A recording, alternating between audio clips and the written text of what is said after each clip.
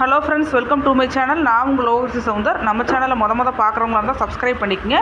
இன்றைக்கி நம்ம எதை பற்றி வீடியோ பார்க்க போகிறோம்னா, கேர்ள் பேபியோட க்ரோத் ஸ்கேன் ரிப்போர்ட் தான் வந்து பார்க்க போகிறோம். ஃபஸ்ட்டு பார்த்திங்கன்னா ப்ரெக்னெண்ட்டாக இருக்கும்போது 3rd மந்தில் பார்த்திங்கன்னா என்டி ஸ்கேன் எடுப்பாங்க, மூளை வளர்ச்சி பற்றி. நெக்ஸ்ட்டு 5th மந்தில் அனாமலி ஸ்கேன் ரிப்போர்ட் வந்து எடுப்பாங்க.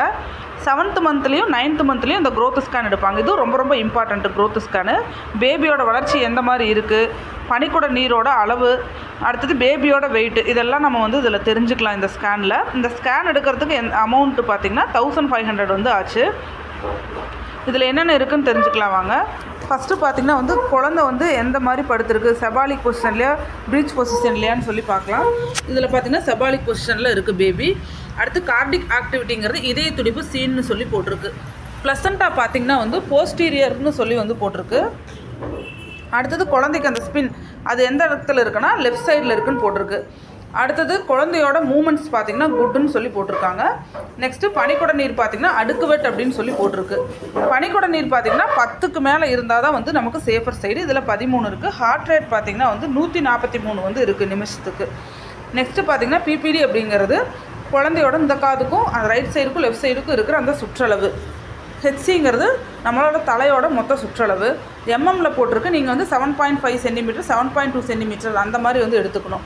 நெக்ஸ்ட்டு ஏசிங்கிறது அடாப்டனல் லென்த்து, அதாவது வயிற்றினோட சுற்றளவு பகுதி. எஃப்எல் அப்படிங்கிறது காலோட தொடையெலும்போட நீளம். நெக்ஸ்ட்டு பேபியோட வெயிட் பார்த்திங்கன்னா 1.5 கிலோவுக்கு பக்கமாக இருக்குதுன்னு சொல்லி போட்டிருக்கு. 1440 கிலோகிராம்ஸ்ன்னு சொல்லிட்டு. அந்த டாப்லர் அப்படிங்கிறது அது மெடிக்கல் டேர்ம்ஸ் இருக்கும். அதில் பார்த்திங்கன்னா எல்லாமே நார்மல்னு போட்டிருக்கு. ப்ராப்ளம் அப்படின்னா வந்து மென்ஷன் பண்ணியிருப்பாங்க கீழே இம்ப்ரெஷனில். நாம் அதை வச்சு வந்து இதில் தெரிஞ்சுக்கலாம். அடுத்து சர்விக்ஸ் லென்த்து, இது ரொம்ப இம்பார்ட்டண்ட்டு. 3 சென்டிமீட்டருக்கு கீழே போட்டாவே நமக்கு வந்து ஷார்ட் சர்விக்ஸ்ன்னு சொல்லிட்டு ஸ்டிச் போட்டுருவாங்க. இது பார்த்திங்கன்னா 5.4 சென்டிமீட்டர் அந்த அளவுக்கு வந்து இந்த சர்விக்ஸ் லென்த் வந்து இருக்குது. ரொம்ப சேஃபர் சைடு.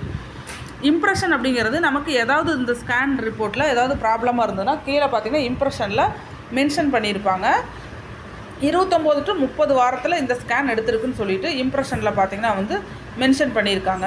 நமக்கு ஏதாவது இதில் வந்து ப்ராப்ளம்னு சொன்னால் டாக்டரேட்டை வந்து நம்ம ஃபுல்லாக டிஸ்கஸ் பண்ணிக்கலாம். நெக்ஸ்ட்டு பின்னாடி ஸ்கேன் ரிப்போர்ட்டில் எடுத்து அந்த ஃபோட்டோஸ்லாம் வந்து அட்டாச் பண்ணியிருக்காங்க, பார்த்துக்குங்க. இதில் பார்த்திங்கன்னா பேபி வந்து தெளிவாக தெரியாது. ஏன்னா பேபி வந்து க்ரோத் வந்து கொஞ்சம் பெருசாக இருக்கிறனால நமக்கு வந்து தெரியாது. அனாமலி ஸ்கேனில் தெரிகிற அளவுக்கு க்ரோத் ஸ்கேனில் பார்த்திங்கன்னா பேபி வந்து தெளிவாக எந்த ஸ்கேன்லேயும் தெரியாது. உங்களுக்கு பாய் பேபியோட க்ரோத் ஸ்கேன் ரிப்போர்ட் தெரியணும்னு சொன்னீங்கன்னா ப்ளேலிஸ்ட்டில் பாய் பேபியோட ஸ்கேன் ரிப்போர்ட்னு இருக்குது, பார்த்து தெரிஞ்சுக்குங்க. தேங்க்யூ ஃபார் வாட்சிங்.